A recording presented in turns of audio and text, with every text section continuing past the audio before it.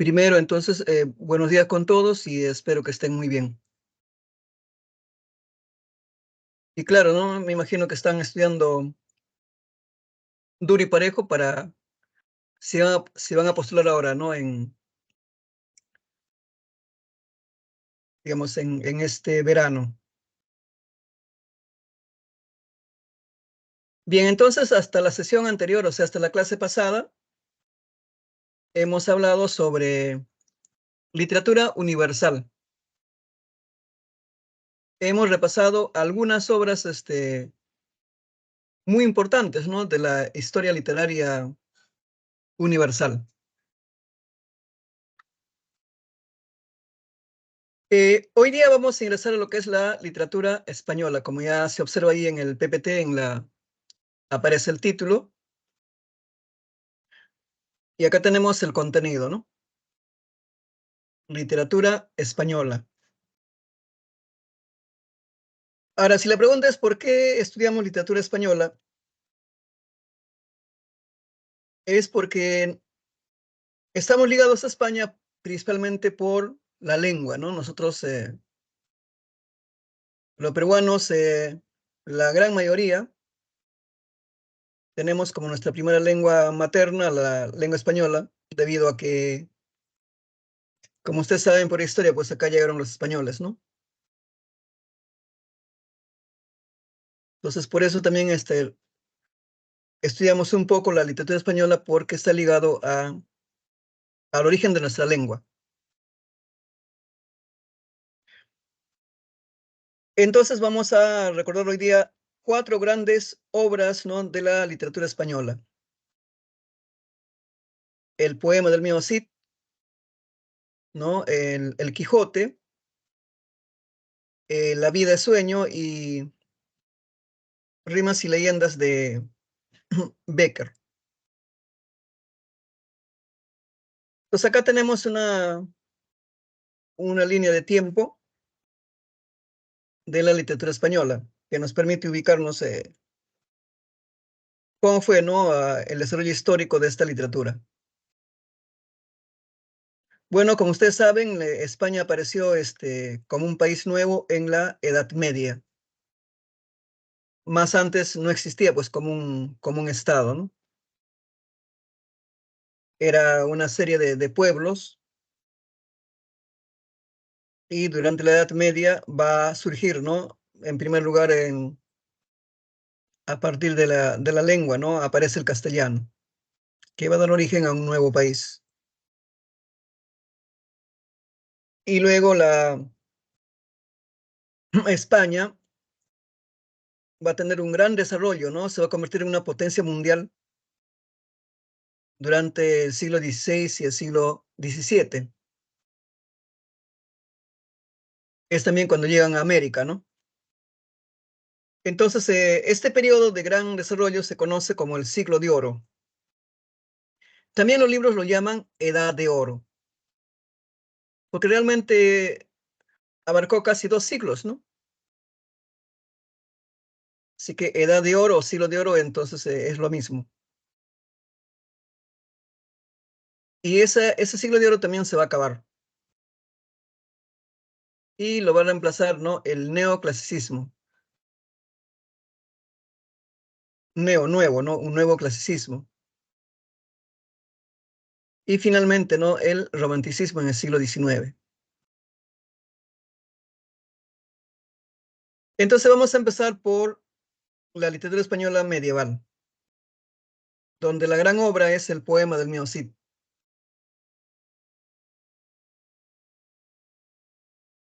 Entonces, como ustedes saben, el medioevo duró 1000 años, ¿no? Del siglo V al siglo XV, más o menos 1000 años. Entonces, en este mapa que se observa acá, ¿no? En esta parte, en esta zona que hoy en día se llama España, florecieron pues una serie de reinos, ¿no? Pequeños estados, ¿no? Llamados en ese tiempo reinos, donde se puede observar, ¿no? El reino de Castilla. Entonces, toda esta parte más antes era parte, ¿no?, del Imperio Romano. Roma fue un gran imperio. Y entonces cuando Roma en el siglo, ¿no?, comienza a desaparecer Roma, florecen, ¿no?, una serie de reinos. Y lo más interesante, ¿no?, esta parte, bueno, en latín se llamaba Hispania. Hispania. Y fueron invadidos por diferentes otros pueblos, ¿no? Hasta que el último fueron los árabes. Y acá aparece, ¿no? Al sur estaba un gran reino árabe, ¿no? Andalus. Y entonces estos reinos van a liberarse, ¿no?, después de muchos años o siglos, ¿no?, de los árabes. Justamente, ¿no?, este encuentro entre Castilla y los árabes es la historia que se cuenta en el pueblo mío Cid. Entonces acá dice, ¿no?, contexto histórico social, invasiones visigodas, siglo V. Los visigodos eran lo que hoy día serían los alemanes, ¿no? Los alemanes. Luego los musulmanes a partir del siglo VIII. Guerras de reconquista. Finalmente, ¿no?, se consolidan los reinos cristianos, ¿no?, de Castilla, León, Navarra y Aragón. Justamente, ¿no?, estos reinos son mencionados en el poema del mío Cid. Entonces, la primera gran obra literaria, ¿no?, en lengua española es el poema del mío Cid. Como ustedes están viendo allí, pertenece al género épico, igual que la Ilíada, la Odisea, ¿no? Especie, cantar de gesta. Acá hay que tener cuidado, ¿no? En el mundo antiguo, en el mundo clásico, se desarrollaron las epopeyas. La Ilíada, la Odisea son epopeyas. En cambio, ¿no?, durante la Edad Media se pone de moda los cantares de gesta. Cantares de gesta. Cantar significaría historia, ¿no? Historias de gesta, guerra, historias de guerra. Entonces, ¿no?, en el medioevo ya no lo llaman epopeya, sino lo llaman cantares de gesta. Entonces, no se olviden, en el medioevo se desarrollan los cantares de gesta, que se componen por toda Europa, ¿no? O sea, es una moda por toda Europa. Ahora, el poema de Mío Cid es una obra anónima, ¿no? No se sabe quién lo escribió. Además tiene sentido, ¿no? Porque en ese tiempo vivieron los juglares. Los juglares serían los poetas populares. Y no olvidarse, ¿no?, que los juglares componen poemas, digamos, inspirados en hechos, ¿no?, de la realidad de ese tiempo, ¿no? Por eso los personajes mayormente son caballeros, ¿no? Caballeros eran, pues, hombres de guerra, ¿no? Y podemos imaginar que durante la Edad Media había, ¿no?, una serie de guerras, ¿no?, de constantes guerras. Además, ser caballero, el caballero era un guerrero, ¿no?, una especie de un general. Incluso era una profesión, así como uno hoy día estudia, ¿no?, para ser de repente militar, policía o quiere ser, ¿no?, médico, abogado, ¿no? Entonces, en ese tiempo también una profesión era ser caballero, o sea, ser guerrero. Y ganaban plata por eso, ¿no? Claro, serían como los militares hoy en día, pues, ¿no?, que ganan un sueldo, ¿no? Pero en ese tiempo no era solamente un sueldo, ¿no?, sino también peleaban por la fama, ¿no? Ahora, estos juglares, obviamente no sabían escribir ni leer, pero sí podían componer, ¿no? Además, se pueden imaginar ustedes, durante la Edad Media, la mayoría de la gente no sabe leer ni escribir. Y obviamente no existen escuelas. Aunque claro, ¿no?, en la Edad Media van a aparecer las universidades, ¿no? Entonces, obviamente los juglares, ¿no?, componen oralmente. Entonces, el poema Mío Cid es un cantar de gesta que fue compuesta, ¿no?, oralmente. Entonces, un gran estudioso español, Menéndez Pidal, él sostiene, ¿no?, a partir de sus estudios, que este poema habría sido compuesto por dos juglares. El primero en 1110, en el año 1110, que sería la primera versión, y luego, ¿no?, el segundo juglar en 1140 lo habría corregido, mejorado, ¿no? Este poema de Mío Cid, que es una obra oral. Y luego, después de casi 2 siglos, ¿no?, Pere Abad fue la persona que lo copió, o sea, no le dio la escritura. Se supone que este poema del Mío Cid era bastante conocido en toda España, toda la gente lo sabía, ¿no?, lo conocía. Y entonces, cuando aparecen los primeros copistas, o sea, las personas que aprenden a leer, ¿no?, a escribir, entonces Pere Abad, que en castellano actual sería Pedro, ¿no?, Pedro Abad, se le considera la primera persona que lo copió. Y eso fue en 1307. Y entonces, no, gracias a la copia que hizo Pedro Abad, se ha mantenido este poema hasta el día de hoy. Porque hay muchas otras obras, ¿no? O sea, otros cantares de gesta, ¿no?, en España, pero como nadie lo copió, se ha perdido. Ya solamente existen fragmentos. Entonces, Pedro Abad diríamos que lo salvó, ¿no?, para que no se pierda como los otros. El poema está dividido en 3 partes, ¿no? Como ustedes saben, el capítulo 1, 2, 3, pero como son poemas, ¿no? O sea, está compuesto en versos, se dice cantar, ¿no? Cantar primero el tema El destierro del Cid, cantar segundo La boda de las hijas del Cid, cantar tercero La afrenta de Corpes. Poema del Mío Cid. Vamos a repasar así brevemente, ¿no?, los hechos más importantes, ¿no? Porque recordar todo el detalle, pues nos pasaríamos toda la mañana, ¿no? Entonces, el primer cantar tiene como subtema, ¿no?, El destierro del Cid. El poema empieza cuando en el reino de Castilla dice que eran días de paz, ¿no? No había guerra. O sea, había como una calma, ¿no? Porque la guerra era contra los árabes, contra los musulmanes.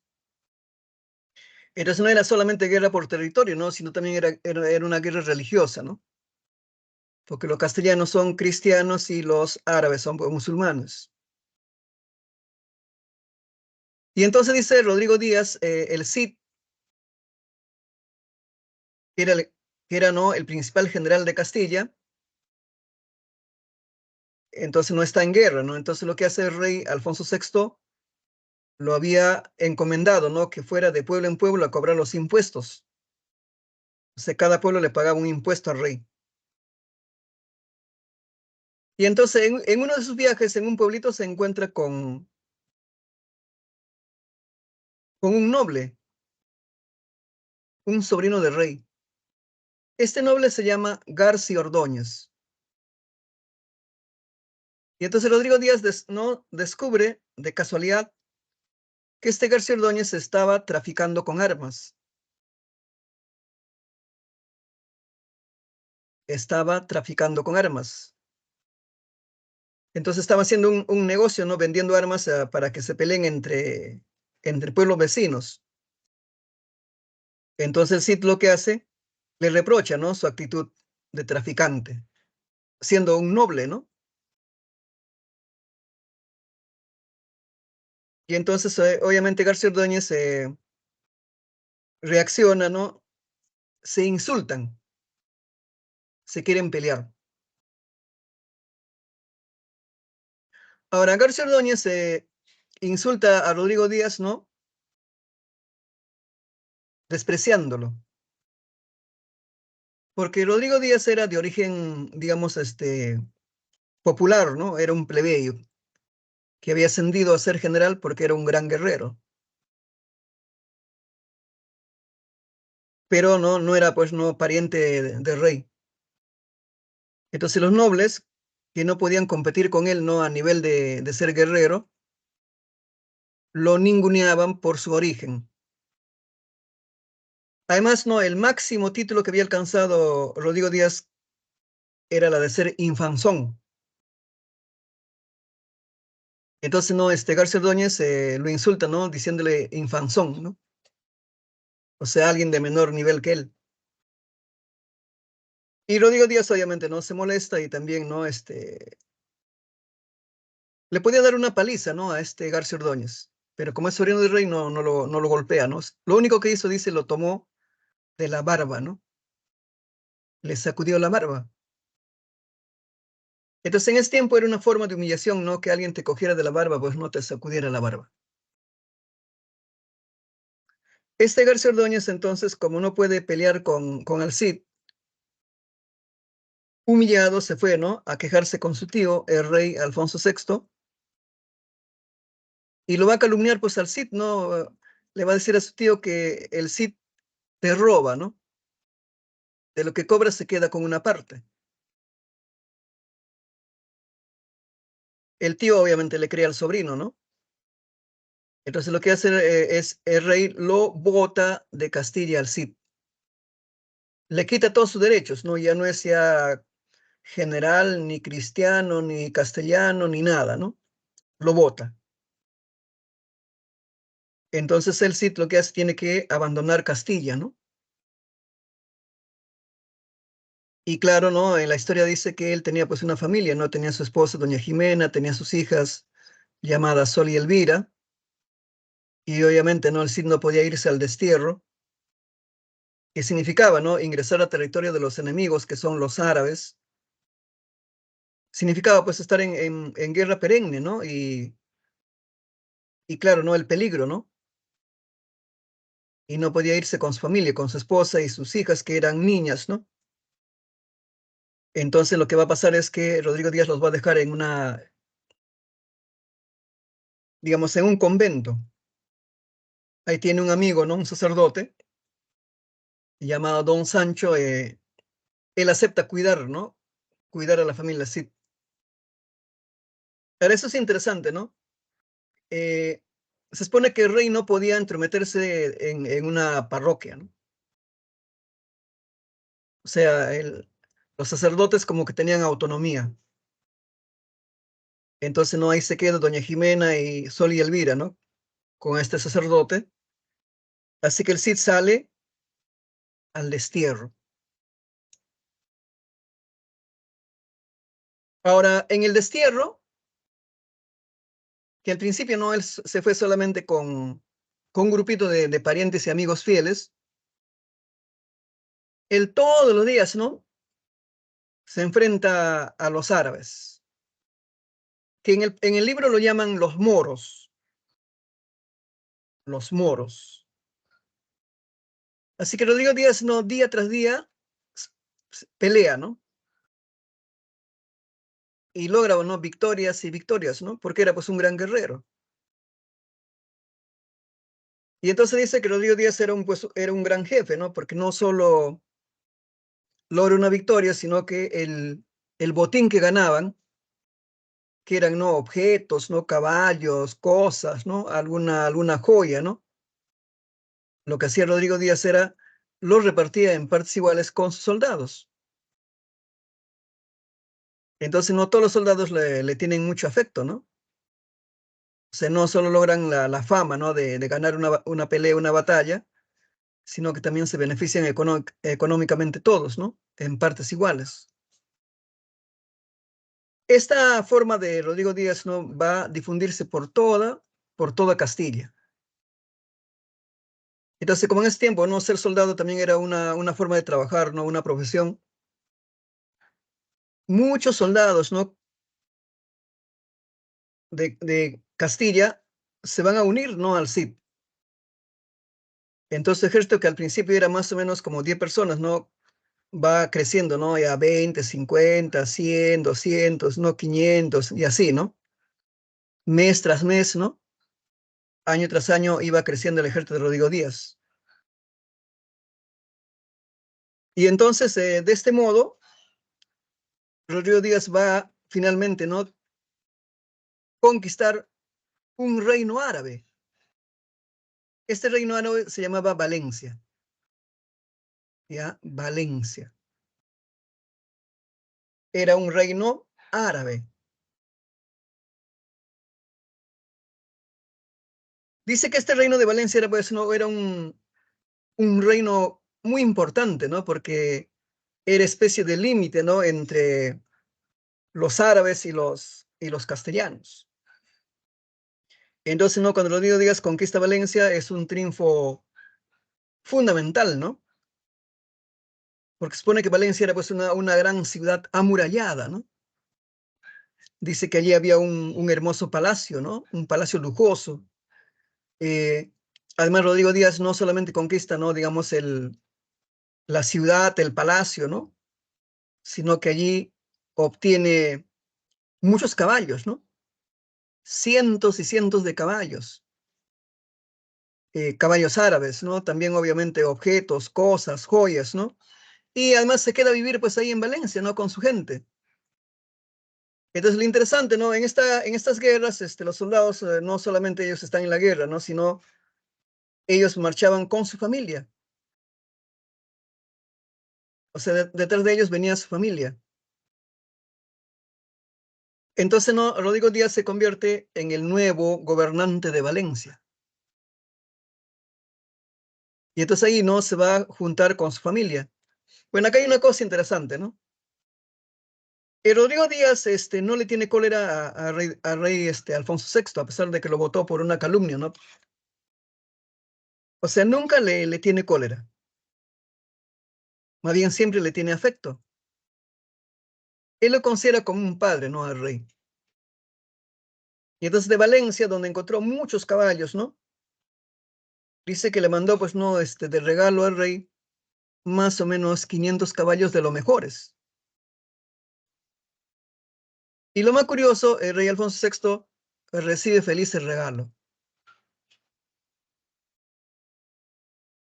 Y, digamos, como una forma, ¿no?, de agradecimiento, lo que hace el rey va a permitir, ¿no?, que las hijas y la esposa de Rodrigo Díaz, que estaban allí, ¿no?, en una parroquia en Castilla, puedan viajar, ¿no?, a Valencia. De esa forma, Rodrigo Díaz y su familia se reúnen después de varios años, porque él, cuando se separó de su familia, dejó a sus hijas niñas, ¿no? Ahora sus hijas ya eran adolescentes. Bueno, en el poema no, nunca dicen cuántos años tienen, pero se supone que tendrían estas chicas unos 14, 15 años, ¿no? O tal vez un poco más. Ya eran adolescentes. Y luego, el rey no se conforma, ¿no?, con haber permitido que Rodrigo Díaz se junte con su familia, sino le pide reunirse a Rodrigo Díaz. Ahora, claro, ¿no?, si uno comparaba quién era más famoso, ¿no?, en ese momento, Rodrigo Díaz o el rey, era pues Rodrigo Díaz, ¿no? Porque había conquistado Valencia, un gran reino árabe. Además, si uno comparaba, ¿no?, quién tiene más riqueza en ese momento, Rodrigo Díaz o el rey, era obviamente, ¿no?, Rodrigo Díaz tenía más riqueza que el rey. Y Rodrigo Díaz los había ganado todo peleando. Y entonces el rey, ¿no?, que es un tipo también convenido, decide amistarse con el Cid. Así que se van a reencontrar, ¿no?, en un terreno neutral. Así que después de varios años de estar, separados, peleados, aunque Rodrigo Díaz nunca se había peleado con él, ¿no?, se encuentran, se reencuentran, digamos, habría como una reconciliación, ¿no? Pero ahí entonces hay un problema, ¿no? Junto al rey habían viajado, dice, muchos nobles, ¿no?, ambiciosos, que querían, pues, no, la riqueza del Cid. Y entonces una forma de tener la riqueza del Cid es, ¿no?, casándose con sus hijas, ¿no? Entonces ahí aparecen los infantes de Carrión, que eran sobrinos del rey, quienes, ¿no?, piden en matrimonio a las hijas del Cid. Bueno, Rodrigo Díaz al principio no acepta la idea porque sus hijas todavía son muy jóvenes, entonces no eran adolescentes, ¿no? Y entonces, bueno, al final acepta, ¿no? Porque el mismo rey lo pide, ¿no? Claro, te imaginas, ¿no? Que el rey te pida, ¿no? A tu hija en matrimonio con un noble, ¿no? Que en ese tiempo era, pues, no, diríamos, lo máximo, ¿no? Así que de ese modo, los infantes de Carrión se van a casar, ¿no? Con Elvira y Sol. Ahora, eso tiene su lado positivo, ¿no? Con este matrimonio, entonces, ¿no? Rodrigo Díaz asciende, ¿no? En el nivel de los títulos, porque sus hijas, al haberse casado con infantes, ¿no? Con nobles, ahora se convierten, pues, ¿no? En infantas, en infantas. Y claro, ¿no? Cuando nazcan los nietos de Rodrigo Díaz, ¿no? Estos niños o niñas van a ser, ¿no? Infantes o infantas, o sea, ¿no? De sangre real. Y también Rodrigo Díaz no se beneficia entonces, ¿no? Al ser el padre de estas infantas, de alguna forma también él sería pues un infante, ¿no? Entonces asciende, ¿no? Socialmente a nivel de los títulos, ¿no? De ese tiempo. Entonces diríamos que Rodrigo Díaz había logrado toda una mejora, ¿no? A nivel de los títulos. Pero este matrimonio va a fracasar, ¿no? Porque estos infantes no están acostumbrados a la guerra. Esto es interesante, ¿no? En tiempos antiguos también, ¿no? Los nobles, ¿no? Casi no van a la guerra, ¿no? Hay excepciones, claro, pero mayormente no van a la guerra, ¿no? Los que pelean siempre es el pueblo. Eso pasa hasta ahora, ¿no? Por ejemplo, ¿quiénes hacen su servicio militar, ya sea obligatorio o voluntario en el mundo actual? El pueblo, ¿sí o no? Porque los jóvenes de clase acomodada, pero nunca van. Habrá alguna excepción, ¿no? Algún rebelde que quiere hacer su servicio militar, ¿no? De papás que tienen mucha plata. Entonces acá también, ¿no? Estos nobles, como no están acostumbrados a la guerra, entonces Rodrigo Díaz pues vive siempre en perenne conflicto, ¿no? Porque los árabes no se dan por rendidos, ¿no? Siempre quieren recuperar Valencia, y entonces o sea, Rodrigo Díaz vive en perenne conflicto. Estos jóvenes no soportan esa vida, ¿no? Entonces deciden regresarse a su casa, a su pueblo llamado Carrión. Se regresan con obviamente, ¿no? Van a regresar a su pueblo con sus esposas, ¿no? Porque son casados. Pero estos tipos tenían un plan aparte, ¿no? Cuando estaban llegando ya a la casa, a sus casas, con engaños, dice, ¿no? A sus esposas las amarraron en unos troncos, ¿no? En una zona de boscosa y las golpean, las flagelan, ¿no? Que era una forma de humillar a las mujeres también en ese tiempo, ¿no? De flagelarlas, de marcarles el cuerpo, ¿no? Y las dejan allí, ¿no? A su suerte, ¿no? Ya sea que se mueran ahí, ¿no? Atacada por fieras o mejor si aparecen algunos árabes, ¿no? Felizmente, los soldados de Rodrigo Díaz no llegan a tiempo y las rescatan. Entonces, obviamente, ¿no? Acá hay nuevamente un conflicto, ¿no? Entre los infantes de Carrión contra el Cid, ¿no? Porque las hijas han sido golpeadas, humilladas por nobles, ¿no?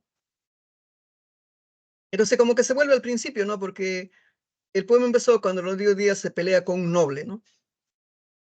Ahora nuevamente, ¿no? Hay un conflicto de Rodrigo Díaz con los nobles, que son sus yernos, ¿no? Entonces, obviamente, Rodrigo Díaz, si fuera un tipo, ¿no?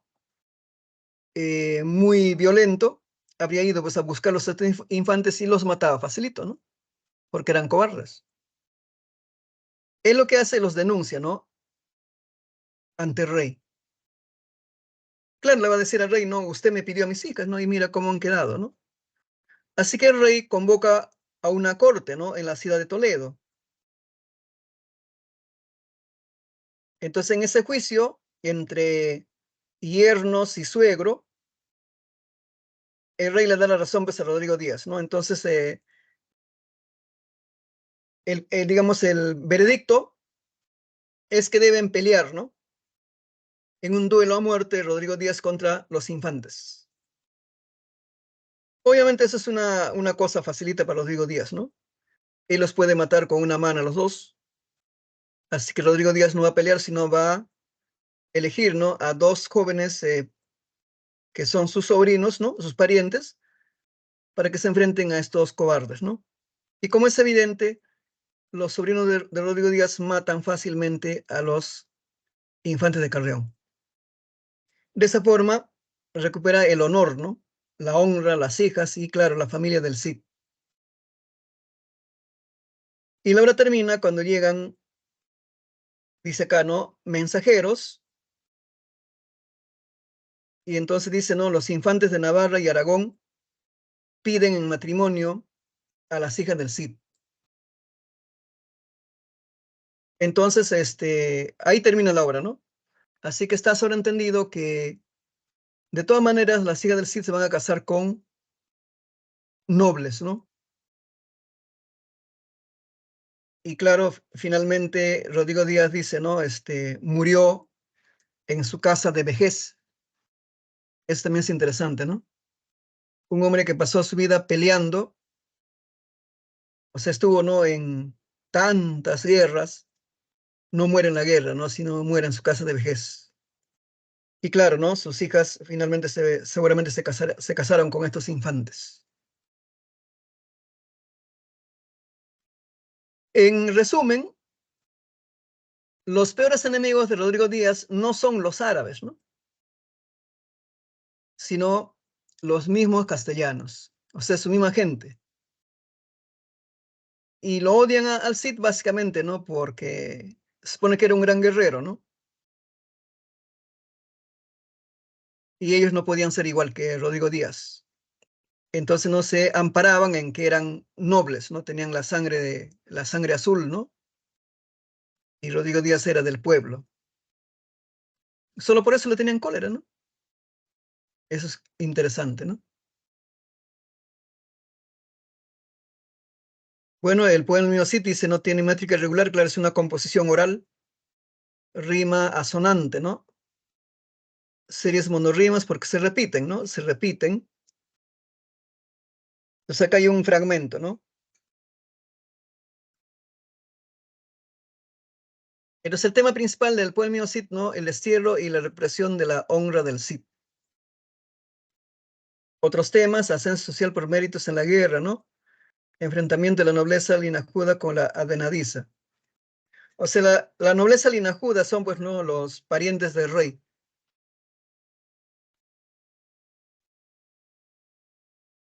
Y la nobleza advenadiza sería la de Rodrigo Díaz, ¿no? O sea, el pueblo que asciende, ¿no? Claro, también está la guerra santa, el amor familiar, la venganza, ¿no?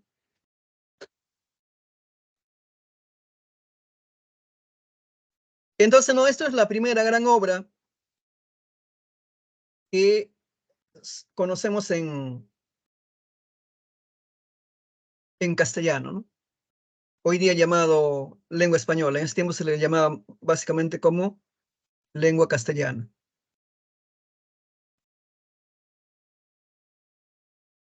En el siglo XV,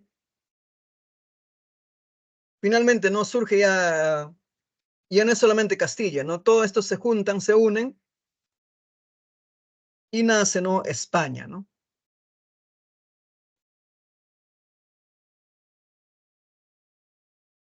Entonces se va a convertir en un imperio, ¿no? El imperio español. Van a llegar a América, ¿no? Y eso los beneficia. Así que el imperio español no era solamente, ¿no? Su territorio ahí, la que conocemos en España, sino dominaba casi toda América, ¿no es cierto? Incluso va a tener territorio en el Asia, ¿no? Y entonces no solo no progresa a nivel territorial, ¿no? Es un imperio, tendría pues un gran ejército, ¿no? Claro, se supone que a nivel económico también, ¿no? Era el país más poderoso del mundo ese tiempo. Entonces también a nivel cultural y literario, ¿no? También florece. Y este periodo es conocido así, ¿no? El siglo de oro o edad de oro. Porque exactamente duró casi 2 siglos, ¿no? La primera parte del Renacimiento en siglo XVI y el Barroco en siglo XVII. Acá se mencionan algunas grandes obras, ¿no? Literarias. Las églogas de Garcilaso de la Vega, la serie de Tormes de autor anónimo, Don Quijote, ¿no? De Cervantes y La vida y sueño de Calderón de la Barca. En esta ocasión vamos a recordar el barroco, ¿no? El barroco español.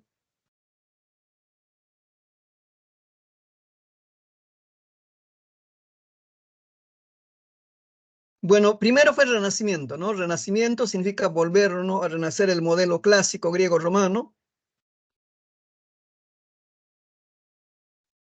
Y las obras griegas romanas se ponen de moda,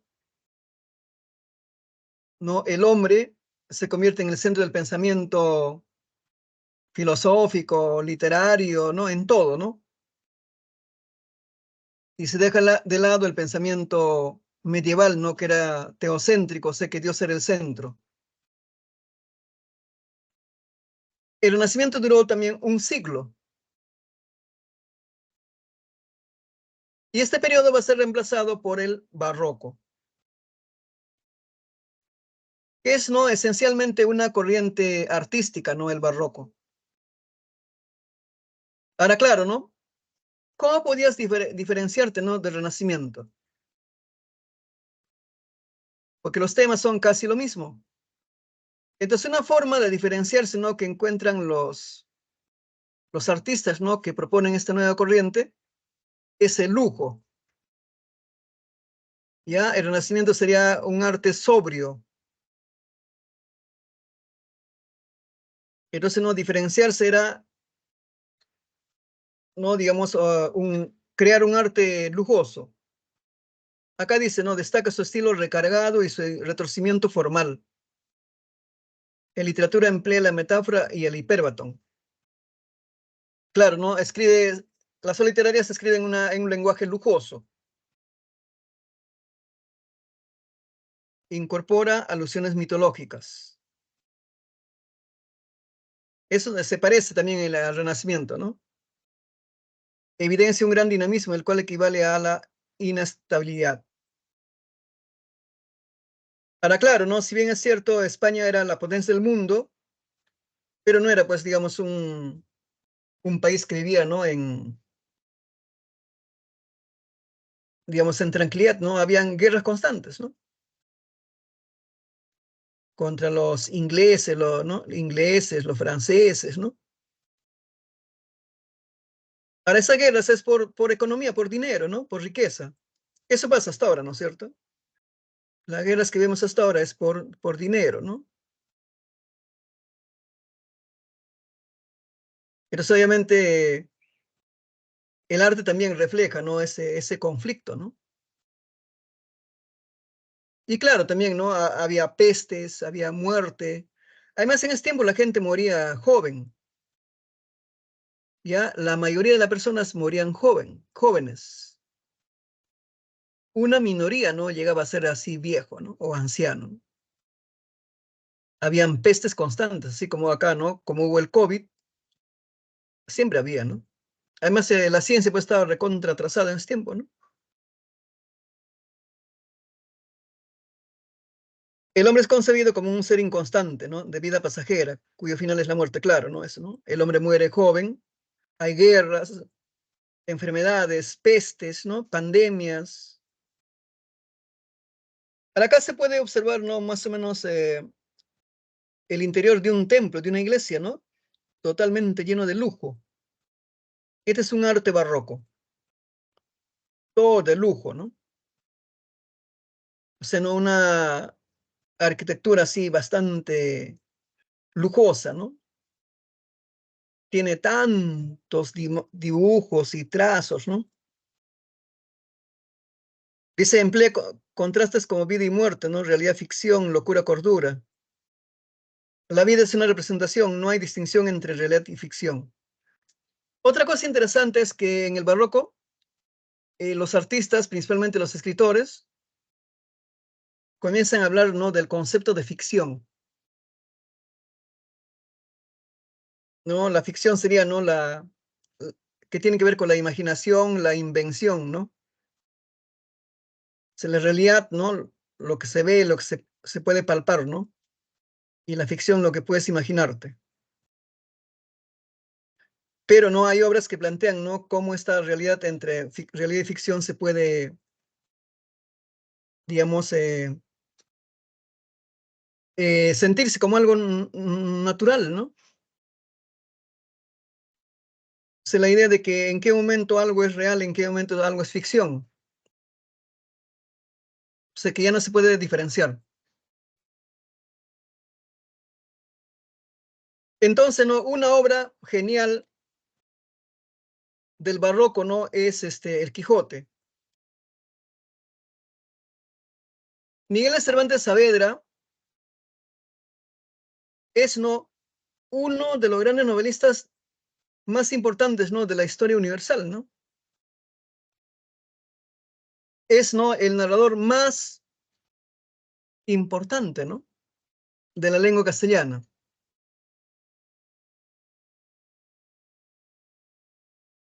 Bueno, era conocido también como el Manco de Lepanto, porque él también fue soldado, ¿no? Fue soldado, entonces en una batalla, ¿no? Va a quedar malherido de un brazo. Bueno, según su biografía dice que finalmente para siempre quedó mal de un brazo, ¿no? O sea, tenía un brazo, digamos, inútil, diríamos, ¿no? Le hizo apelativo el Manco de Lepanto. Ahora eso es curioso, ¿no? Un escritor con un brazo, digamos, que no era funcional. Ha escrito, ¿no? Varias novelas, ha escrito poesía, cuentos. Fue, digamos, un genial escritor. Pero todos los críticos del mundo, ¿no? Dicen, pues, que su obra maestra es, ¿no? El ingenioso hidalgo Don Quijote de la Mancha. Así era su nombre completito, ¿no? Esta novela se publicó en dos partes, ¿no? La primera vez en 1605 y la segunda en 1615. Ahora, en esta obra se cuentan tres salidas. En la primera parte se cuentan dos salidas del Quijote, ¿no? Y en la segunda parte, una, ¿no? En total, tres salidas. En la primera parte, Don Quijote solito, ¿no? Sale a recorrer el mundo, pues, ¿no? Buscando la fama, ¿no? Y claro, ¿no? Dispuesto a pelearse con todos los malvados del mundo. La forma como empieza es bastante conocido, ¿no? Dice, en un lugar de la Mancha, del cual no quiero acordarme, vivía un hombre,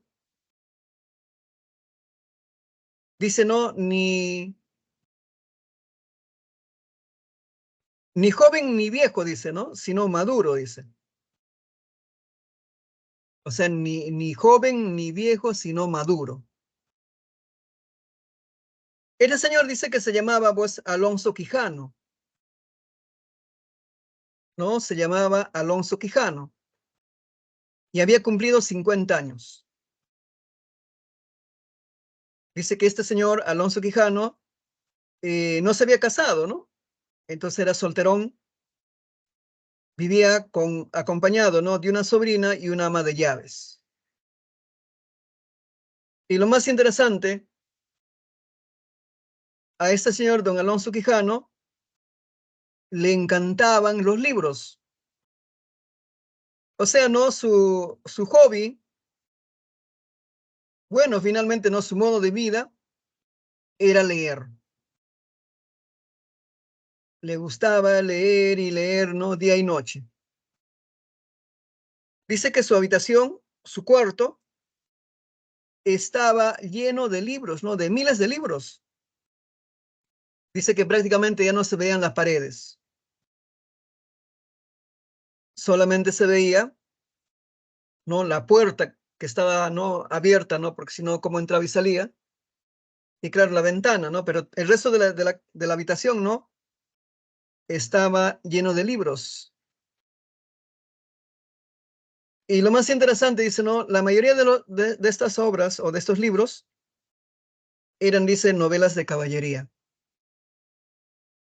O sea, historia de caballeros, ¿no? Así de parecido al Rodrigo Díaz.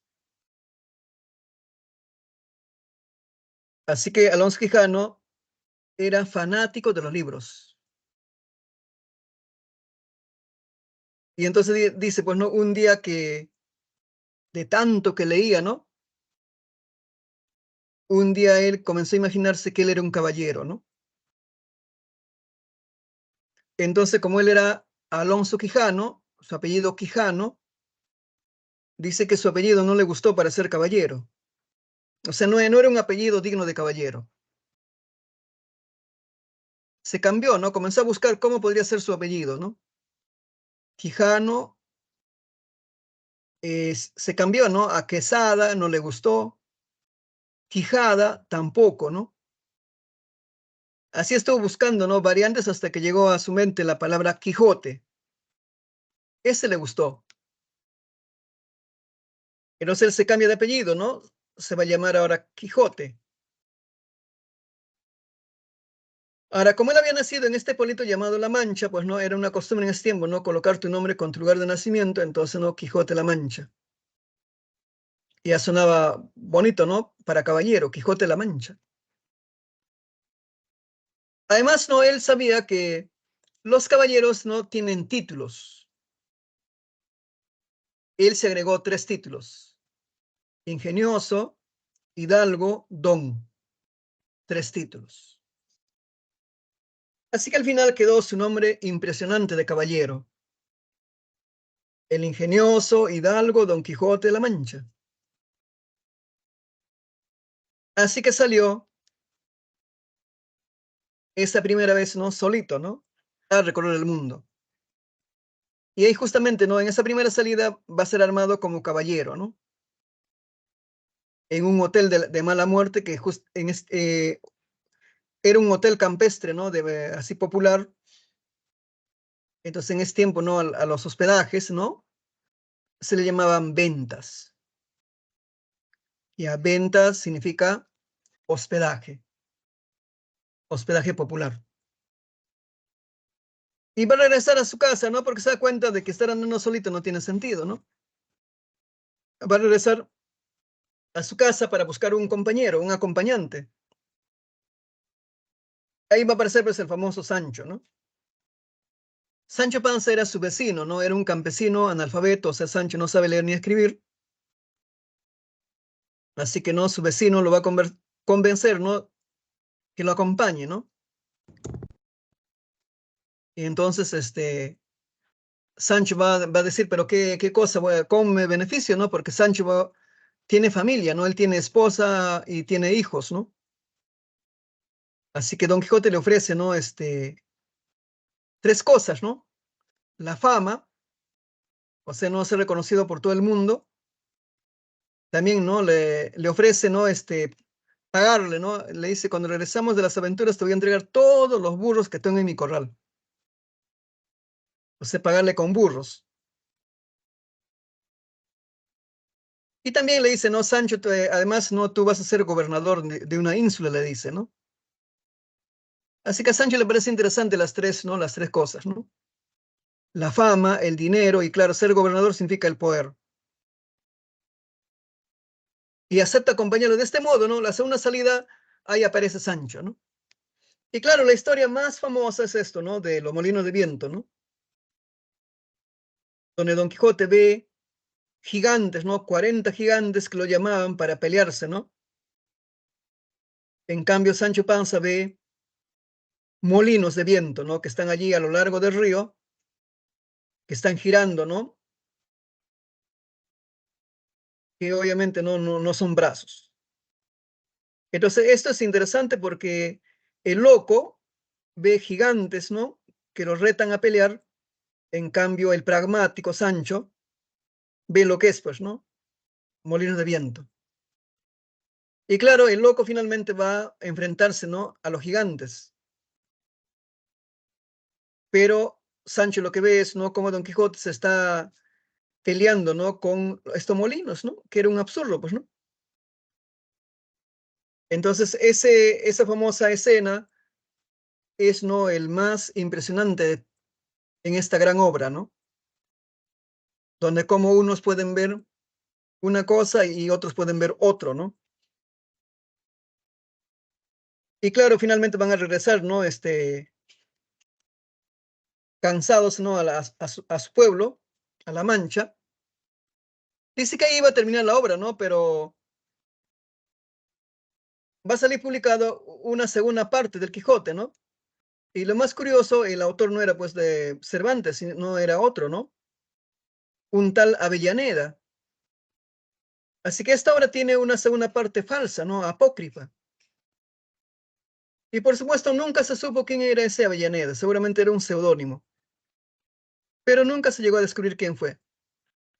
Bueno, hasta ahora no sabe quién ha sido. Entonces, no, Cervantes escribió una segunda parte verdadera, ¿no? Donde sale nuevamente esta famosa pareja, ¿no? Don Quijote y Sancho Panza, ¿no? Acá la escena más interesante es, ¿no? Cuando finalmente Don Quijote va a enfrentarse a otro caballero. Este caballero se llama el Caballero de la Blanca Luna, ¿no? Porque dice su armadura estaba lleno de espejos y la noche, ¿no? Con la luz de la luna brillaba, pues así, digamos, algo impresionante, ¿no? Este Caballero de la Blanca Luna lo va a derrotar al Quijote, ¿no? Y el Quijote se rinde. El Caballero de la Blanca Luna le pide, ¿no? Que renuncie, ¿no? A ser caballero. O le dice, en caso de que no quieres renunciar, te voy a cortar el cuello, le dice, ¿no? Don Quijote, como no quiere morir, entonces acepta, ¿no? Renuncia a ser caballero y de ese modo va a volver a su casa, ¿no? Derrotado.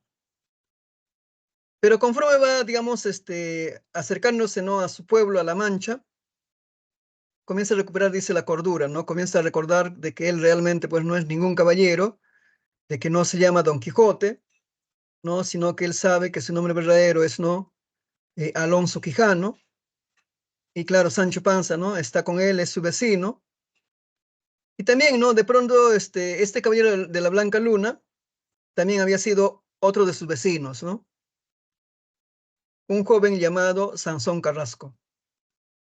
Y bueno, a Don Quijote, o sea, a Alonso Quijano, no le interesa, ¿no? Darse cuenta de que este caballero de la Blanca Luna realmente no existe, pues, ¿no? Es su vecino que se había disfrazado, ¿no? De caballero. Y finalmente, ¿no? Ya acuerdo, llega a su casa, ¿no? Obviamente, ¿no? Su sobrina, su ama de casa, sus amigos, ¿no? Se alegran que haya vuelto y que se haya sanado, ¿no? El loco se ha sanado, ahora es un tipo ya sano, cuerdo. Y finalmente muere en su cama, dice, ¿no? También de muerte natural. Esta muerte es interesante, ¿no? Porque se asemeja a la muerte de Rodrigo Díaz, ¿no? Porque también Rodrigo Díaz murió en su casa de vejez. Y también, ¿no?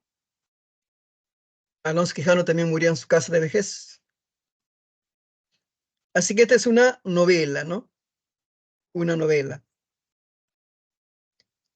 Esta es bastante conocida esta idea, ¿no? Tres tipos de lenguaje, ¿no? El lenguaje del narrador, el lenguaje señorial es lo que habla Don Quijote, porque es un tipo culto, ¿no? Ha leído miles de libros.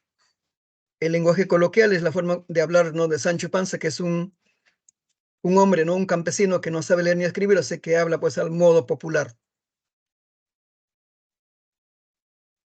Y claro, en esta obra está claramente esta idea, ¿no? De realidad ficción. Porque en la realidad, ¿no? Es Alonso Quijano, en la ficción, ¿no? Don Quijote, ¿no? Y claro, ¿no? Don Quijote está loco. En cambio, Alonso Quijano es el cuerdo, ¿no? O sea, cordura y locura, ¿no? Entonces, el gran tema del Quijote, ¿no? Contrasta entre el idealismo y el pragmatismo. Ahora, el mismo autor, ¿no? En el prólogo, explica esta idea, ¿no? De por qué había escrito esta obra, ¿no? Era una forma de, digamos, ¿no? De desmitificar, ¿no? Las novelas de caballería.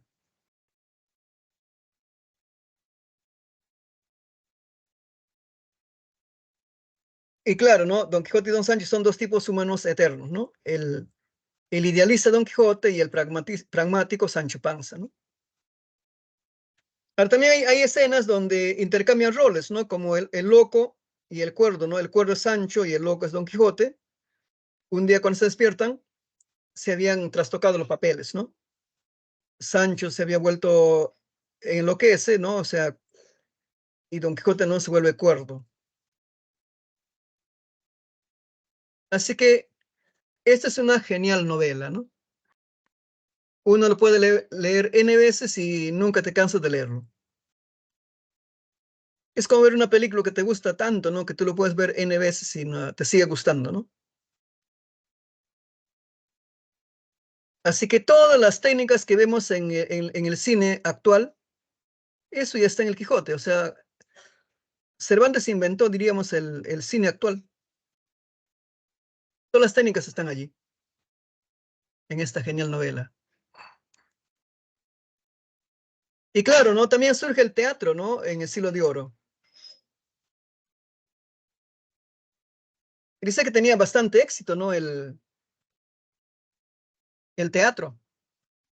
Claro, se imaginan, ¿no? En ese tiempo no existía, pues, no radio, no hay televisión, no hay nada, ¿no?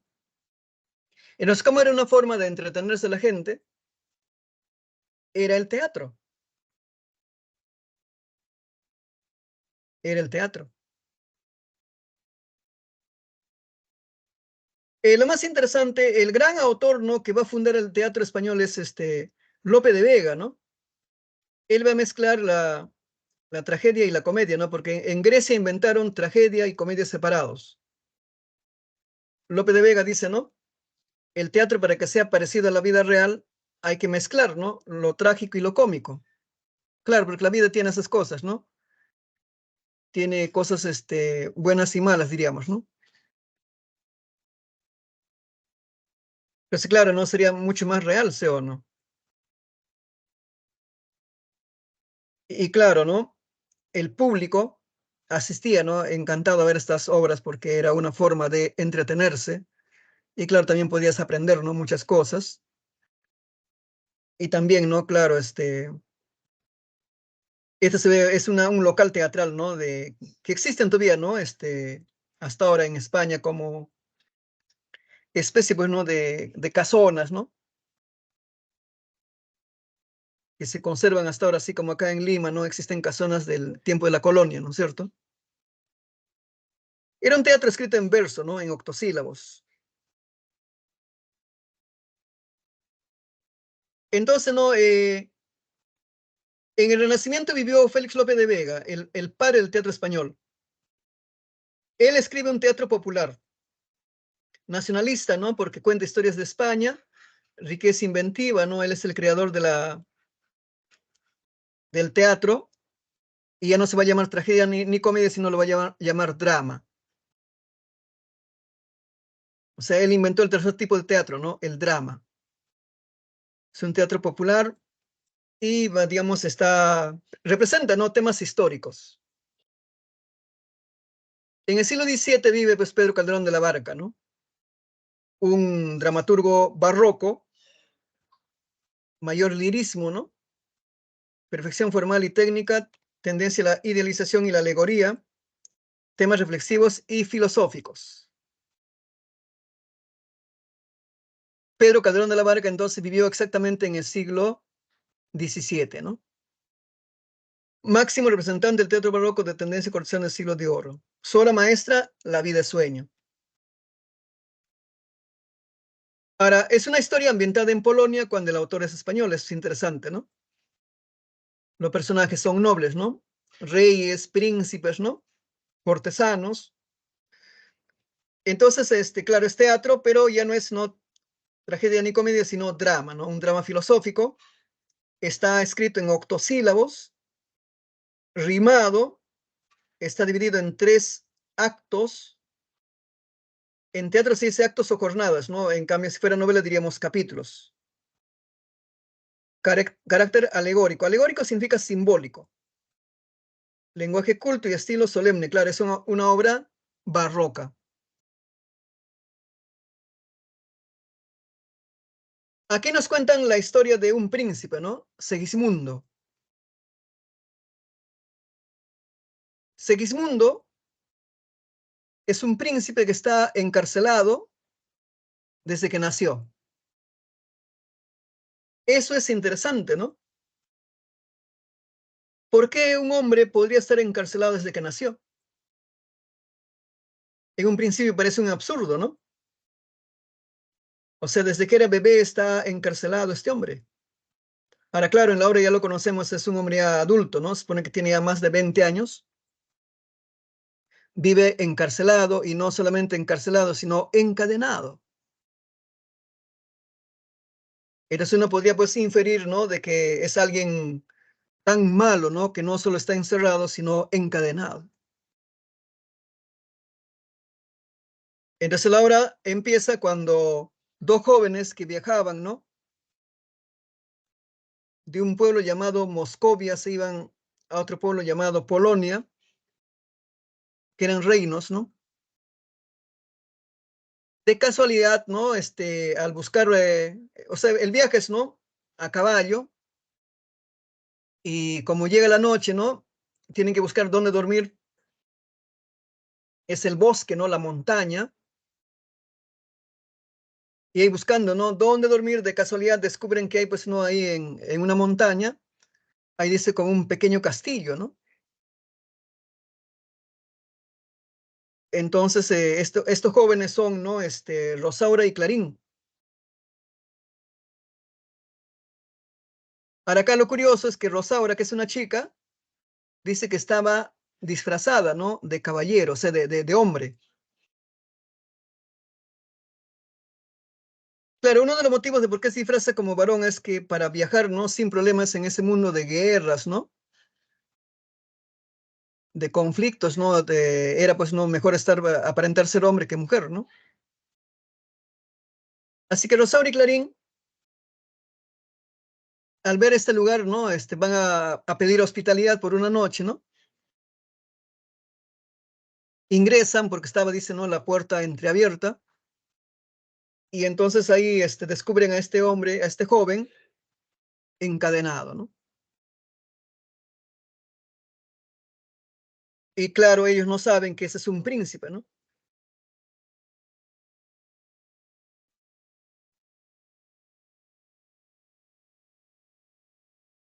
Entonces, justamente, estos jóvenes, por haber descubierto, ¿no? Un secreto de Estado, son condenados a muerte. Son condenados a muerte. Ahora, el rey que gobierna Polonia se llama Basilio, ¿no? El papá de Segismundo.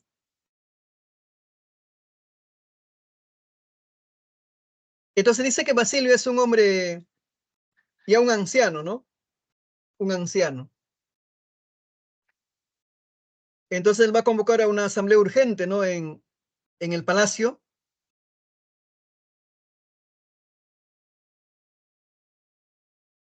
para decir, ¿no? De que él va a renunciar a ser rey porque ya, ¿no? Por la edad que tiene ya no puede gobernar. Bueno, el problema es, ¿no? Que no hay un heredero, ¿no? No tiene hijos. Entonces Basilio les dice, ¿no? Que su heredero, o sea, el nuevo rey de Polonia, va a ser su sobrino, llamado Astolfo. El problema de Astolfo es, ¿no? Es cierto que es el sobrino del rey, pero él no ha nacido en Polonia. Astolfo ha nacido en Moscovia, ¿no? Un reino vecino. Lo más interesante, el rey Basilio también, ¿no? Va a confesar un secreto, ¿no? A todo el mundo que está ahí en esa reunión, pues, ¿no? O sea, una asamblea de nobles, ¿no? Les va a confesar de que él sí tiene un hijo. Y obviamente no toda la mayoría de la gente que no sabe el secreto se queda impactado con la noticia, ¿no? Porque nadie conoce al príncipe, ¿no? Nadie conoce al hijo del rey, pero él dice que tiene un hijo, ¿no? Y les va a contar, pues, ¿no? Que su hijo vive en la montaña, encarcelado desde que nació, ¿no? Que se llama Segismundo. Y justamente, ¿no? Les va a contar de que por qué está encarcelado su hijo, porque como era costumbre en ese tiempo, ¿no? Cuando nacía un nuevo niño o niña, la costumbre era preguntarle al oráculo, ¿no? Su destino. En este caso, el oráculo había dicho, pues, ¿no? Que este niño llamado Segismundo había nacido para acabar con su papá, ¿no? Que iba a matar a su papá. Y claro, ¿no? Que iba a destruir el reino de Polonia. El padre asustado, entonces no tuvo el valor de mandarlo matar como sí pasó en Edipo, ¿no? Lo que hizo el papá, entonces no ordenó que construyan la montaña de forma secreta, pues no, especie de un pequeño castillo que al final es una cárcel, y ahí vivió este Segismundo, ¿no? Desde nacido. Y la persona que lo cuidó fue Clotaldo, ¿no? Quien es, ¿no? El tutor, también llamado Ayo, ¿no? Ayo significa tutor. Así que Clotaldo pues lo había cuidado desde bebé, ¿no? A Segismundo. Y claro, no solamente lo cuidó, sino también lo había educado, ¿no?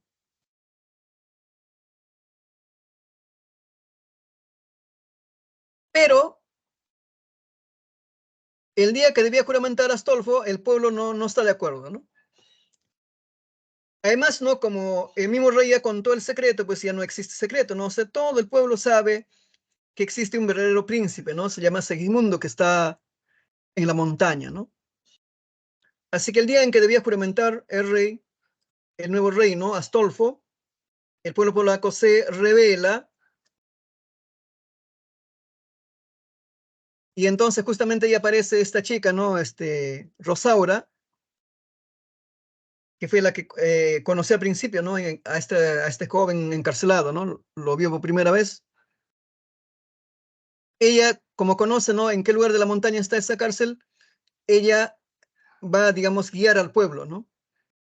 Así que el pueblo polaco llega a la montaña, liberan al príncipe. Pero acá hay una cosa interesante, ¿no? Eh, una vez que el rey Basilio confesó, ¿no? La verdad, que tiene un hijo, le pide a Clotaldo, ¿no? Al día siguiente que lo traigan a su hijo al palacio, ¿no? Entonces, Segismundo, que toda su vida pasó, ¿no? Encarcelado, encadenado, una mañana cuando se despierta, pues estaba, ¿no? En un palacio, en una habitación lleno de lujo, ¿no? Una cama lujosa. Él estaba vestido como un príncipe y rodeado de N sirvientes y guardias, ¿no? Entonces, Segismundo no sabe si eso es real o está soñando, ¿no? Claro, él cree que está soñando, ¿no?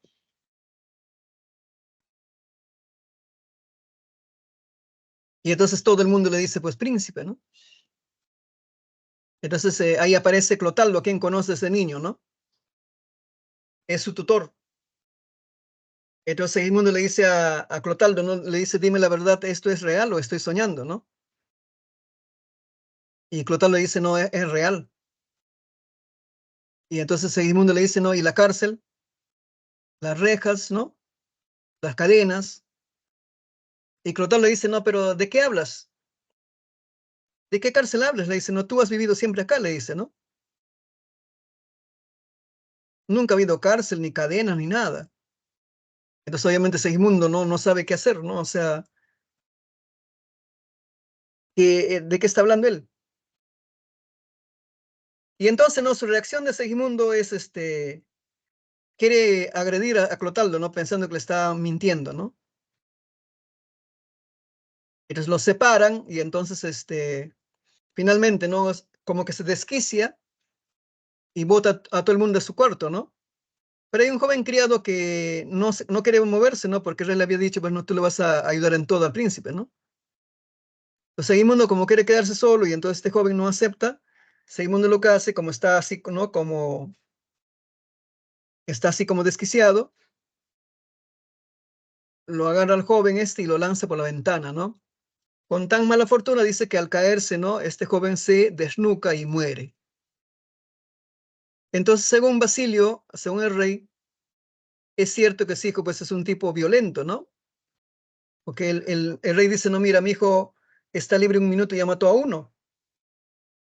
O sea que el oráculo tenía razón.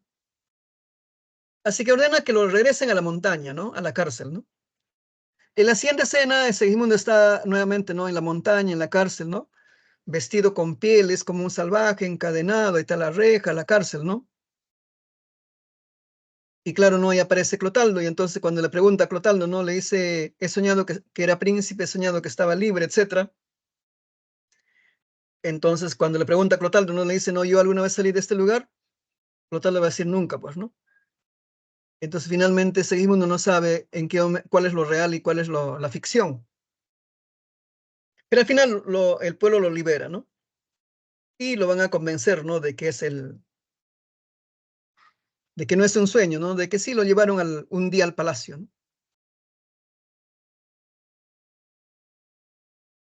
Pero lo más interesante es que el pueblo derrota, ¿no? Al ejército del rey. Y entonces, ¿no? Cuando ya el rey está rendido, todos, ¿no?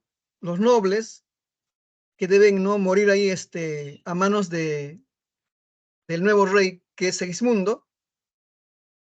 Segismundo, lo primero que hace, ¿no? Perdona a su papá. Perdona a su papá. O sea, el primer acto que hace Segismundo es perdonar a su papá. Y claro, ¿no? Luego va a perdonar también a Clotaldo, ¿no? Su maestro. Y así, ¿no? A todos los nobles a quienes debería cortarle la cabeza, los absuelve. Ese hecho significa entonces de que es, ¿no? Incorrecto, errado lo que dijo el oráculo, de que este hombre iba a ser un tipo malo, sanguinario, ¿no? No, no, no fue cierto. Es más bien todo lo contrario. Segimundo no le guarda ningún rencor a su padre, a quien lo tuvo encerrado, ¿no? Encarcelado desde que nació. Así que diríamos que Segimundo es un rey muy bueno, ¿no? Bondadoso en extremo. Así que en esta obra fracasa, ¿no? Lo que dice el oráculo. Ahí está el tema, ¿no? La existencia humana entre la vida y la ficción, el libre albedrío, la predestinación, ¿no? Lo que dice el oráculo, la falta de libertad, claro, ¿no? Claro, el principal problema acá es, ¿no? Se le quita la libertad a un hombre, ¿no? Desde que nació.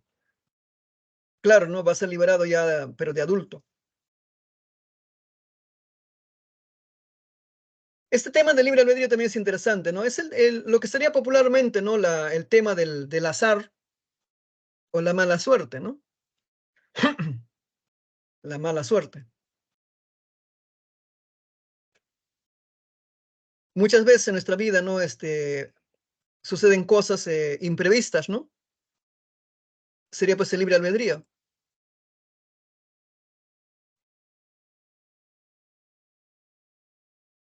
Por ejemplo, en el examen pasado, creo, en San Marcos, ¿no? Creo que el año pasado, no sé en qué examen de admisión, un joven, ¿no? Se supone que se quedó dormido, llegó tarde, ¿no? A la ciudad universitaria, ya no pudo, ya no lo permitieron ingresar. Él se trepó por la pared, ¿no? Se quiso meter, creo que se metió por la pared, ¿no? Y ingresó, ¿no? Quería dar su examen, como sea, ¿no? Y finalmente lo sacaron. Ya no dio el examen. Entonces ahí está, pues, uno, el libre albedrío. O sea, este joven no dio el examen porque seguramente se quedó dormido. O bueno, de repente no calculó bien, ¿no? Él vivía muy lejos, así que no se demoró en llegar, no había carro. ¿Qué habrá pasado, pues, no? El asunto es que llegó tarde. Así que ese es el libre albedrío, ¿no?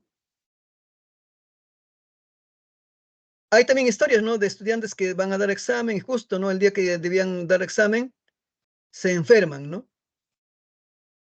Y no va a dar el examen. El libre albedrío. O sea, la mala suerte. Por último, vamos a repasar, ¿no? La literatura española del siglo XIX, el romanticismo. Bueno, ya lo conocemos, ¿no? Hemos visto acá el Werther. Así que los románticos no creen en el culto al Dios, el individualismo, no la libertad total del creador. Bueno, la angustia metafísica, ¿qué significa esto? Que los románticos, como son idealistas, ¿no? Descubren, se dan cuenta de que muchas cosas de la vida, pues no se cumplen como uno lo quiere.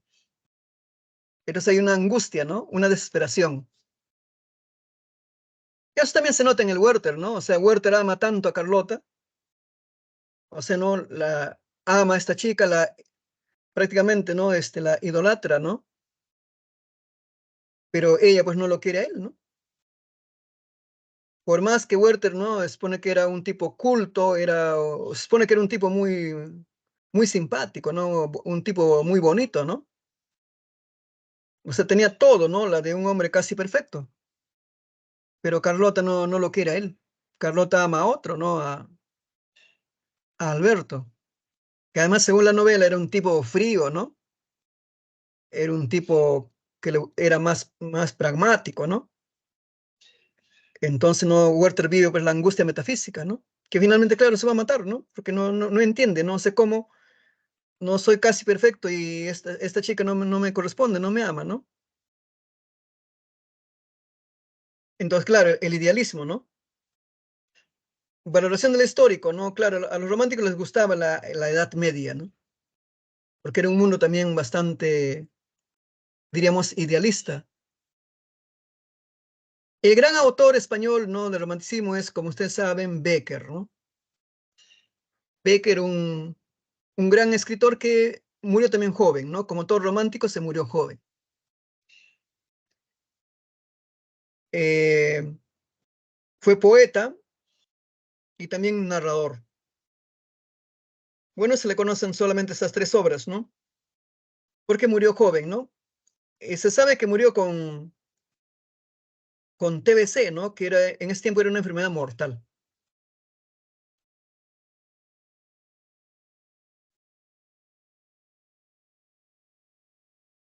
Becker, como ya le dije, ¿no? Murió joven, entonces, él en vida había publicado, algunos poemas, pero no el libro completo. Entonces, cuando Becker muere, su hermano, que era un pintor, y otros amigos más van a recopilar todos sus poemas que él había dejado escrito, ¿no? Y lo van a publicar con este nombre de Rimas. O sea, el título no es idea de Becker entonces, ¿no? Es idea de su hermano y de los amigos que le colocaron este título, Las Rimas. Ahora, Las Rimas es un libro de poemas, de poesía amorosa bastante popular en el mundo, ¿no? Bastante popular en el mundo. Ahora, ¿por qué le gusta tanto este libro de poemas a la gente? Bueno, porque en su mayoría son poemas breves, ¿no? O sea, son poemitas, sencillez formal, o sea, no son poemas, de lectura fácil. El tema central dice, ¿no? El amor idealizado, que es justamente, ¿no? Uno de los grandes temas del romanticismo. Temas secundarios, ¿no? El deseo amoroso, el amor imposible, el amor platónico, presión súbita del sentimiento amoroso, ¿no? En resumen, ¿no? El amor, ¿no? Es el gran tema de este libro. También, ¿no? Hay un estudio interesante que habla de que en este libro aparecen, ¿no? Tres tipos de mujeres, ¿no? La mujer ideal, la mujer poesía y la mujer fatal.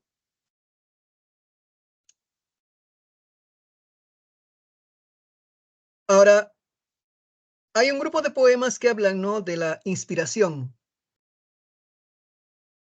Ahora Becker, claro, ¿no?, va a hablar básicamente de la mujer, de la amada.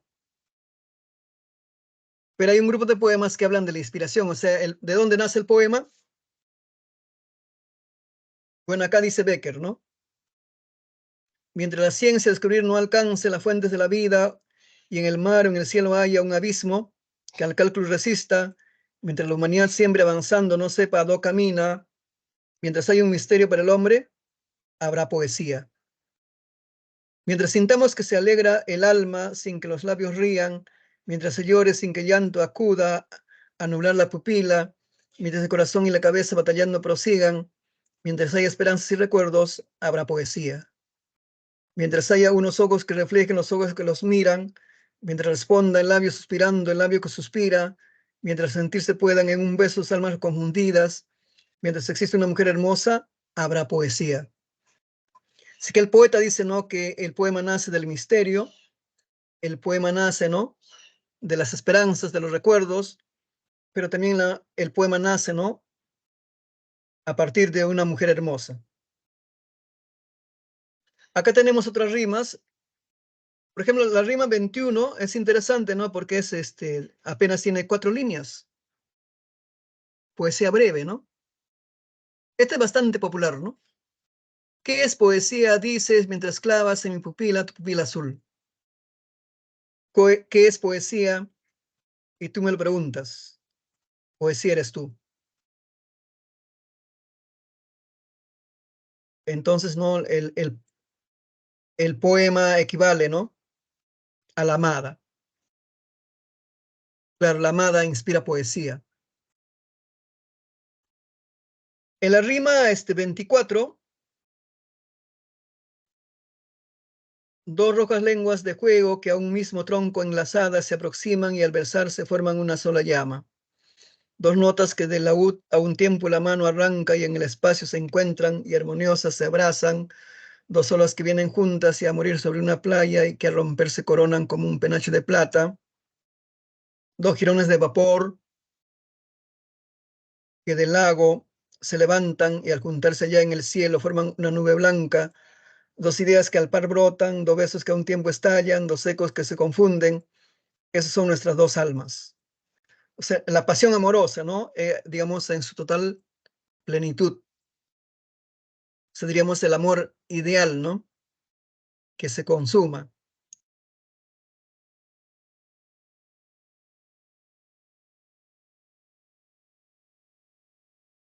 También, ¿no? Becker había escrito cuentos,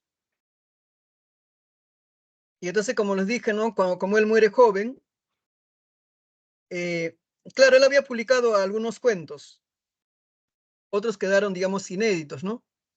Entonces también su hermano y amigos que van a publicar póstumamente, ¿no?, sus obras completas, también van a recopilar todos sus cuentos y la van a colocar como título Leyendas.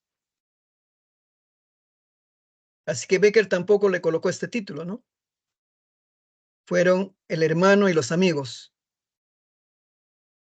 Ahora, es un título interesante, ¿no? Leyendas. O sea, una palabra simple, pero al mismo tiempo, ¿no? Es misterioso, pues, ¿no? Porque leyenda tiene que ver con historias antiguas. Y son historias, ¿no?, que desde el nombre ya está, ¿no?, indicándose que son especie de ficción, ¿no? Ficción, mitos, ¿no? Leyendas antiguas que habrían pasado, ¿no? Así que son relatos populares, elementos legendarios, temas, lo sobrenatural, la transgresión, el castigo. Destacan la Jorca de Oro, los ojos verdes, el rayo de luna. Estos cuentos tienen esta estructura, ¿no? Introducción, desarrollo y conclusión. Entonces también Becker ha pasado la historia por sus leyendas, que son, ¿no?, un libro de cuentos con el título de Leyendas. El cuento más popular que está en casi todos los libros de los colegios es la Jorca de Oro, ¿no? La Jorca de Oro. Ahora, claro, está escrito un lenguaje muy bonito, ¿no? Un lenguaje poético. Dice, ¿no? Ella era hermosa, hermosa, con esa hermosura que inspira el vértigo, hermosa, con esa hermosura que no se parece en nada a lo que soñamos en los ángeles y que, sin embargo, es sobrenatural. Hermosura diabólica que tal vez presta el demonio a algunos seres para hacerlos sus instrumentos en la tierra. Entonces, ¿no? En la Jorca de Oro aparece este tema de la hermosura diabólica, que tiene que ver con la estética de lo grotesco. A ver, los románticos, como son idealistas, ¿no? Fantasiosos, han inventado una serie de personajes bastante populares hasta el día de hoy, ¿no?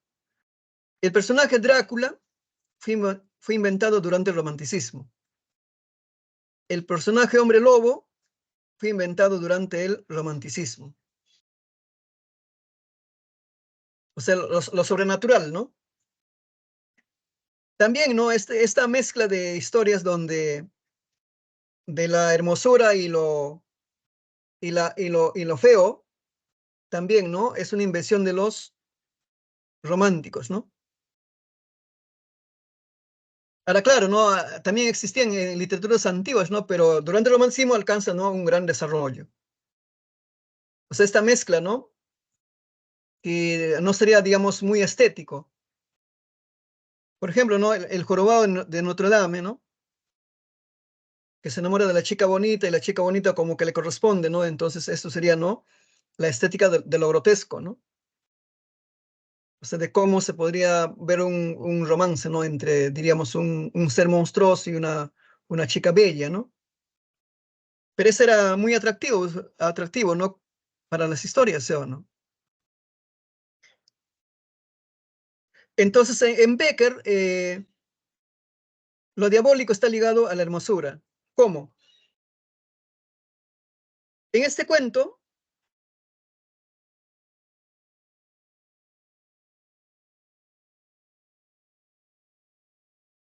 en este cuento, estamos en Sevilla, ¿no? Sevilla es un pueblito. Este cuento está ambientado en la Edad Media. Para Becker vivió pues, en el siglo XIX, ¿no? Dice que en este pueblito llamado Sevilla había, o sea, no, era un pueblito, y lo más interesante en este pueblo es que habían no construido una hermosa iglesia. Entonces eran muy religiosos, muy creyentes la gente, ¿no? Claro, era una iglesia muy bonita, ¿no? Lleno de santos, ¿no? De imágenes. Ahora, en ese pueblo vivía una joven, María, y un joven llamado Pedro. Ahora, todos en el pueblo conocían a María porque era la chica más bonita del pueblo. O sea, María era hermosa. Pedro era un joven, digamos, bastante sensible. El asunto es que María y Pedro eran enamorados. Ahora, claro, ¿no? Pedro estaba muy enamorado de María por su hermosura, ¿no? Era una chica muy bonita, ¿no? Y entonces dice, pues un día, María había asistido a la iglesia, a la misa, ¿no? Un domingo tempranito, pero no llegó a tiempo porque tenía que hacer labores, ¿no? Se retrasó. Y entonces María se había sentado en la primera banca, ¿no? En la primera fila durante la misa. Y durante toda la misa vio al frente, ¿no? Allí en la pared, dice, no, se hallaba la Virgen.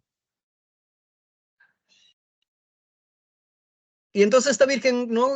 Como en casi todas estas imágenes de la Virgen, en un brazo sostiene, ¿no? Al niño Jesús y en el otro brazo, dice, ¿no? Se lucía una joya, un brazalete de oro especial, ¿no? Este brazalete era justamente conocido como la Jorca de Oro.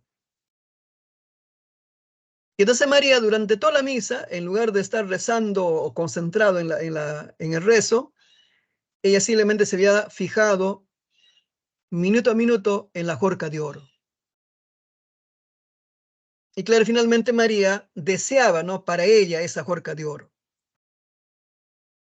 Pero se terminó la misa, ¿no? Cuando salen todos ya hacia la calle, María también sale, ¿no? Y afuera, claro, estaba Pedro esperándola. Y entonces María, al ver, ¿no?, que Pedro estaba allí en la puerta esperándola, ella sale, ¿no?, al encuentro de Pedro, pero sale llorando. Y Pedro se percata, ¿no?, de que María, su amada María, está viniendo hacia él, ¿no? Él también corre hacia ella y se da cuenta que llora. Entonces Pedro se sobresalta, ¿no? Porque, y dice que María, ¿no?, se abrazó de Pedro y lloraba así desconsoladamente, ¿no? Como que había muerto, pues, de alguna persona muy, muy querida, ¿no? Y dice, no, no había cómo calmarla. Entonces Pedro no sabe qué hacer, ¿no?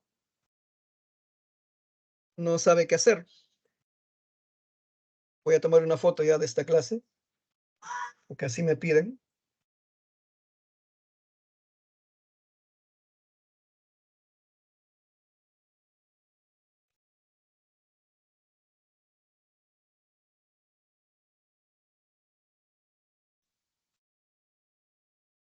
El asunto es que María lloró, dice, ¿no?, algunos minutos, ¿no? Y Pedro, pues, no sabía cómo calmarla, ¿no? Porque, y claro, también no se estaría preguntando, ¿no? ¿Y por qué llora tanto, no? Si, además, saliendo de la iglesia, debe haber sido algo terrible, ¿no? Algo que le ha conmocionado tanto a la chica, ¿no? Bueno, dice María, comenzó a calmarse. Y entonces Pedro, que adoraba prácticamente a la chica, ¿no? Y él estaba dispuesto, pues, a complacerla en todo, ¿no? Le va a preguntar a María, ¿qué ha pasado, no? ¿Algo malo ha pasado? No. Y entonces María, entre llantos, le decía, ¿no?, que realmente no era de alguna persona, ¿no?, que lloraba, sino que ella le dice que eh, había visto la jorca de oro de la Virgen, o sea, el bracelete, y que había deseado esa jorca de oro para ella. Entonces, aparentemente había llorado por la culpa, ¿no? De desear un bien ajeno y grave en este caso, ¿no? Desear el bien de la Virgen. Y entonces dice ella, pues, no, entre llantos le decía, ¿no?, que había deseado la jorca de oro. Entonces Pedro, como está dispuesto a todo, le ofrece, ¿no?, que conseguir la jorca de oro para ella. Y entonces dice María al escuchar que Pedro le decía, ¿no?, que él iba a conseguir la jorca de oro, dice que María lloraba, ¿no? O sea, como diciendo, gracias, no, gracias, ¿no? Lo vas a hacer por mí. De ese modo, entonces Pedro planifica robarse, ¿no?,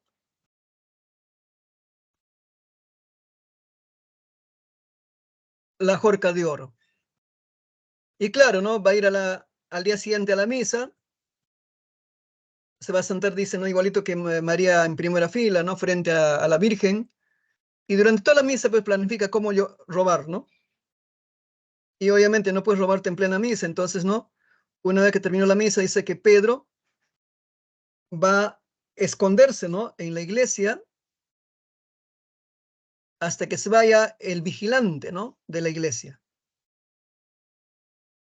Así que prácticamente dice, ¿no?, cuando ya estaba oscureciendo, recién se retiró el vigilante, ¿no? O sea, la persona que cuidaba la iglesia se retira, lo cierra todo, ¿no? Y entonces Pedro, ya aprovechando la oscuridad, va a intentar robar la jorca de oro.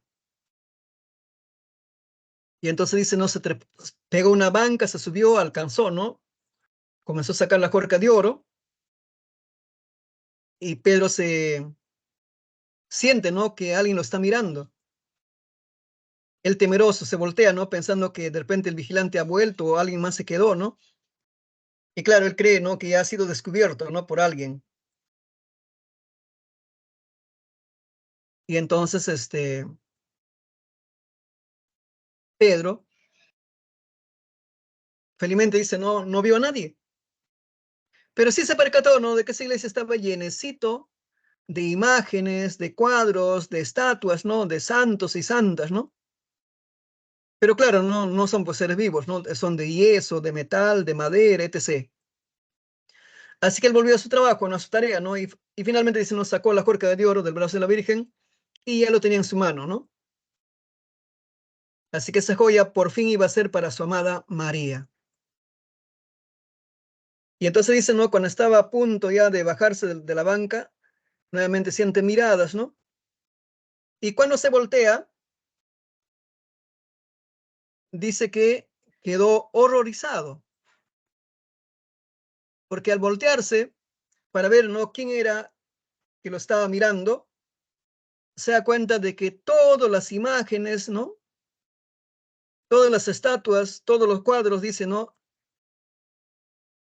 Habían adquirido vida, se habían bajado, ¿no? De los cuadros, de los dibujos, ¿no? Se habían humanizado y ahora dice, ¿no? Formaban un batallón que caminaban hacia Pedro. Y dice que estas criaturas no caminaban con los brazos así extendidos. Y lo más impactante, dice, ¿no?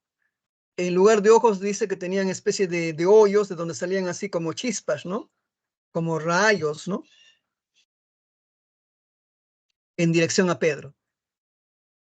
Y Pedro obviamente gritaba y gritaba de pánico, ¿no? Y entonces al día siguiente, cuando llegó la persona que hace la limpieza, ¿no? Lo encontró a Pedro, ¿no? Tirado en el piso debajo de la Virgen, ¿no? Donde estaba la Virgen ahí en la pared. Y lo reconoció, pues no, porque era un pueblito, no todos se conocían allí, ¿no? Era Pedro. Y claro, este señor dijo, no, ¿y qué hace Pedro tirado ahí, no? Y cuando se le acercó, se dio cuenta de que este Pedro estaba totalmente enloquecido. Esa noche se había vuelto loco. Y lo más curioso dice que en su mano sostenía todavía, ¿no? La jorca de oro, ¿no? Y cuando ese señor se le acercó, ¿no? Para ayudarlo en algo, dice, le comenzó a alcanzar la jorca de oro diciéndolo, ¿no? Tuya, tuya. Seguramente el loco pensaba que era María el que estaba acercándose. En resumen, Pedro fue manipulado por María, porque el llanto de María pues fue, digamos, una estrategia, ¿no? Para que Pedro robe la joya para ella.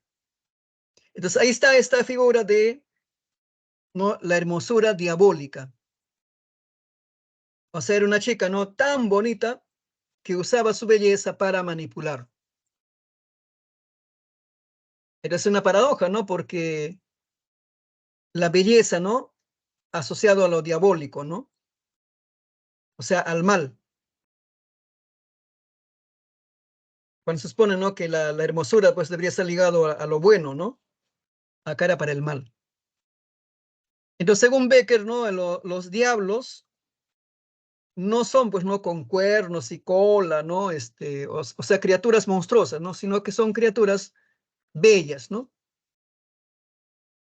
Entonces, ahí está esa idea, ¿no? De la hermosura diabólica. Muy bien, entonces ahí tienen ustedes las claves de esta semana.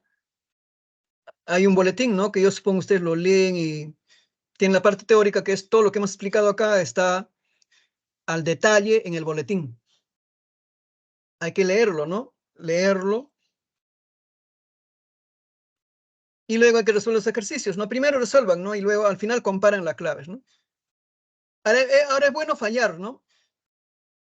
Si en la 1 sale la C y yo marqué la A, entonces, bueno, no verificar por qué yo había marcado la A, ¿no? En ese análisis es justamente, ¿no? Lo que uno va a aclarar las cosas y entonces, ¿no? Cuando es el examen verdadero, ya no vas a fallar, ¿no?